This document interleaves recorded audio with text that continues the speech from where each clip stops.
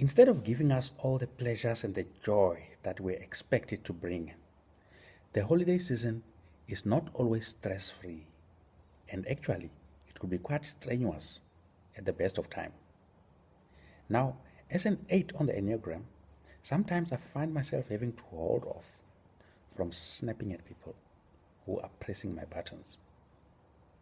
Now, can you imagine having to get annoyed with people whom you only see maybe perhaps once a year? So, my tip for you is perhaps always ask yourself, is it worth it? Is it worth it really getting into a thingy with your mother-in-law whom you hardly ever see? I'm not saying that's a good reason to allow people to annoy us, the fact that we only see them once. But all I'm trying to say is perhaps one has to calm down, hold off, allow your emotions to cool down before you have a go at them. Or even better, you might want to introspect and just look at yourself inside and ask yourself, but why does this press my button? What makes it so painful on this and that button about what this person is doing? When you start answering those questions, you might just find that it shouldn't be that hurtful after all. In fact, you might just find a little bit of a nasty one within you, which you must actually work with.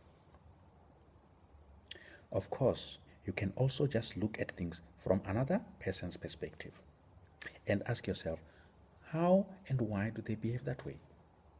You might not have the answer why they behave that way, but at least you might ask yourself, well, what might be an issue with this person to have to allow them, to see things this way? So in other words, it does help to try and tune in into other people's feelings as well, and other people's thoughts and patterns of behavior. My last one for you is this one.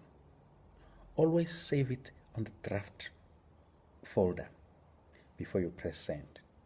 So, if you hold off a little bit, sometimes you might just find that you are not that much annoyed after a while, and that, it's all bygones and you are now at peace with it.